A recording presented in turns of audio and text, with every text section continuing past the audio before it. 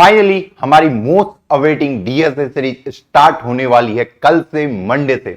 तो जी हां, हम सुबह 6 बजे उसमें वीडियो डाल रहे होंगे और अभी तक हम अपनी C++ की सीरीज को खत्म कर चुके हैं। और first of all thank you so much उस सीरीज को इतना प्यार देने के लिए।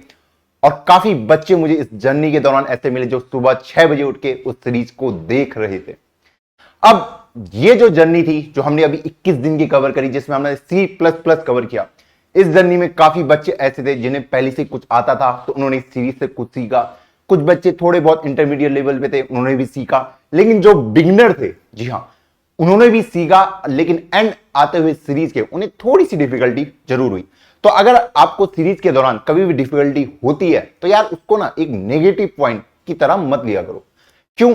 देखो, अगर तुम कुछ सीख रहे हो जो जाहिर सी बात है अनकंफर्टेबल होना बनता है, क्योंकि वो चीजें हमें आती नहीं है।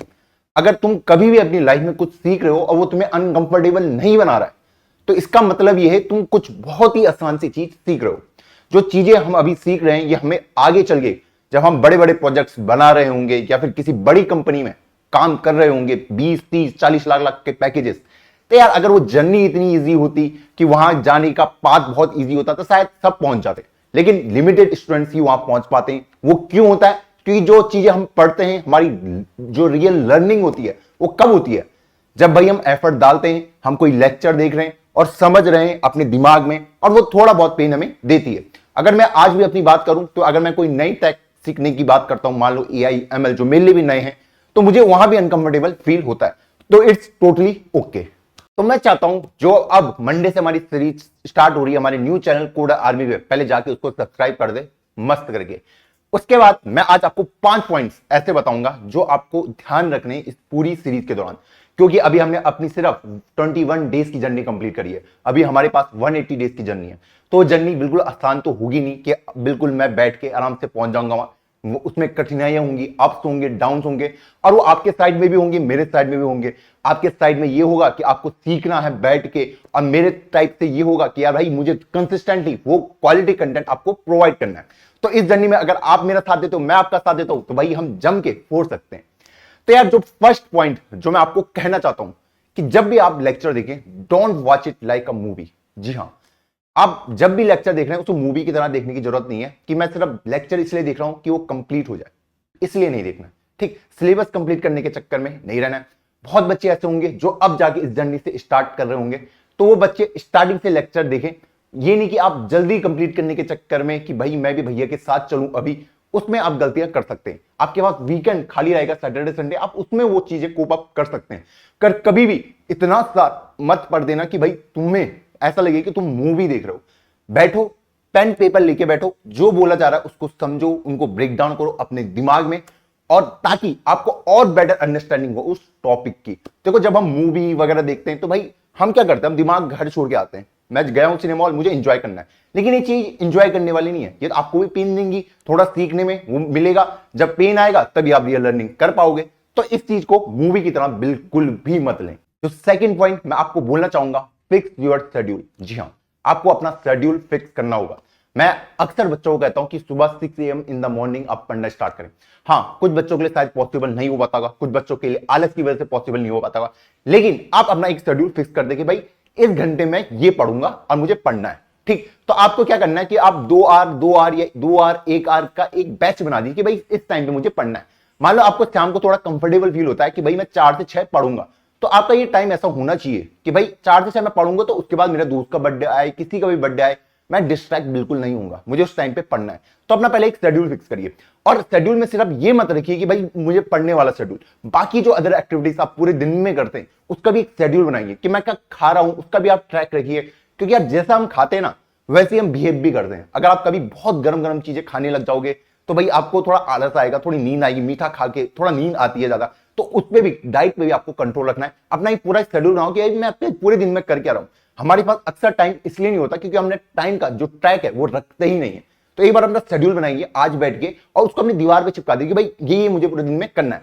अब शेड्यूल ऐसा ना बनाए कि भाई वो बिल्कुल हाइपोथेटिकल हो कि भाई मुझे अभी डीएसए भी करना है, वेब डेवलपमेंट भी करना है, ब्लॉकचेन भी करना है, सब नहीं, ऐसा नहीं।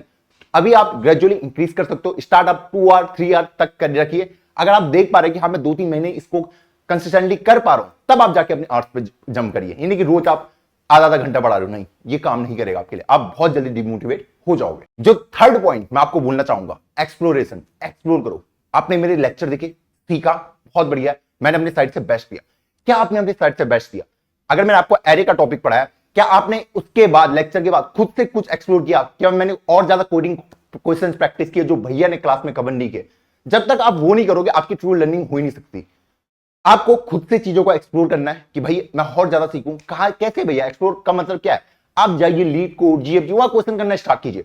ऐसा हो सकता है, मान लो मैंने एरे का टॉपिक पढ़ाया और आपने एरे का क्वेश्चन करने का कोशिश किया और वहां पे एक स्टैक का कॉन्सेप्ट आ गया, और वो मान लो अभी तक आपको स्टैक आता नहीं है, पर आपको फिर भी समझ नहीं आया, पर आपको मोटा मोटा आइडिया लगे कि हाँ एक ये कॉन्सेप्ट होता है स्टैक का, ये लग सकता है।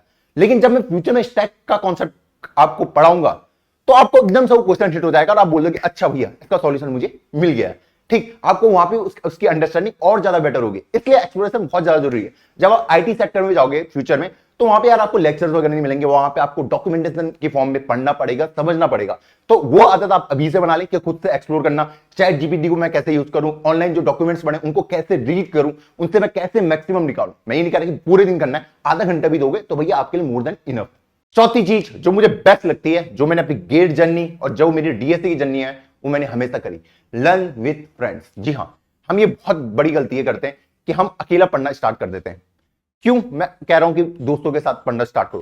देखो मैक्सिमम में से 95% बच्चे ऐसे होते हैं जो डिमोटिवेट हो जाते हैं थ्रू आउट द जर्नी। ठीक है, आपने 5-10 दिन क्वेश्चन किए, उसके बाद आपको लगा यार आज क्वेश्चन नहीं बना, आज दिन खराब हुआ, अब मैं नहीं कर पाता, तो शायद ये जर्नी मेरे लिए बनी नहीं है। लेकिन जब आप दोस्तों के साथ रहते हो तो वो थोड़ा आपको हौसला देते हैं। सेकंड जो इसका मेजर पॉइंट मुझे लगता है, मान लो आपने कोई टॉपिक पढ़ा, ठीक, मान लो आपने स्टैक का कॉन्सेप्ट पढ़ा, अब आप ये करिए कि अपना वो स्टैक का जो कॉन्सेप्ट पढ़ा है वो अपने दोस्त को पढ़ा दीजिए। उससे क्या होगा, जब मैं किसी को पढ़ाता हूं तो भैया उसके लिए पहले मेरे दिमाग में क्लैरिटी होनी चाहिए, तभी मैं उसको समझा पाऊंगा। तो जब आप दोस्तों को समझा सकते हो, कोई टॉपिक, कुछ भी टॉपिक पढ़ा सकते हो, तो मतलब उस टॉपिक के प्रति आपकी जो अंडरस्टैंडिंग है वो बहुत ही ज्यादा क्लियर है।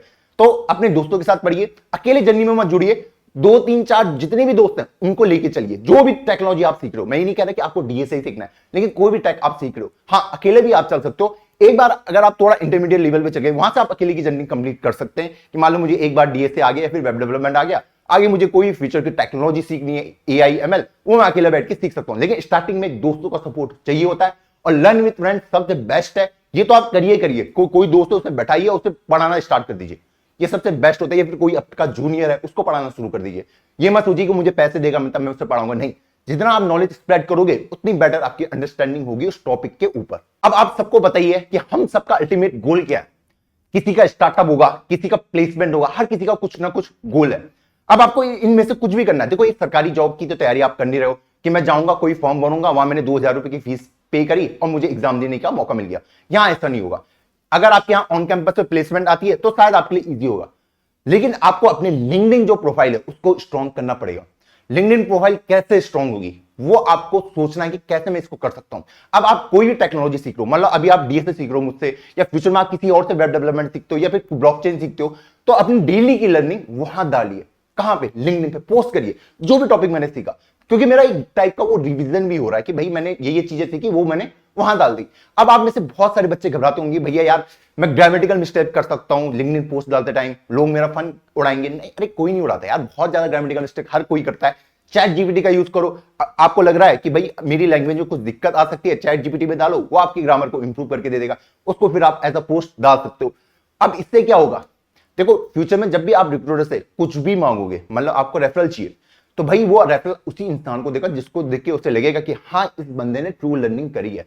ट्रू लर्निंग बोले तो इस बंदे के पास प्रूफ ऑफ वर्क है पिछले 4-5 महीने का कि इसने इस टेक्नोलॉजी को सीखा है। क्योंकि 4-5 महीने तक रोज नोट्स बनाना कोई आसान काम नहीं है, और वो नोट्स आपने एक ओपन प्लेटफॉर्म में बनाए हैं और वो उसका पूरा जो लॉग है वो आपका लिंक्डइन प्रोफाइल दिखा रहा है। तो इससे आपका जो प्रोफाइल है वो स्ट्रांग बनता है। भले ही आप एचआर से नहीं, भले किसी और इंसान से आप अगर रेफरल मांगने जाते हैं तो भाई वो भी आपको दे देगा।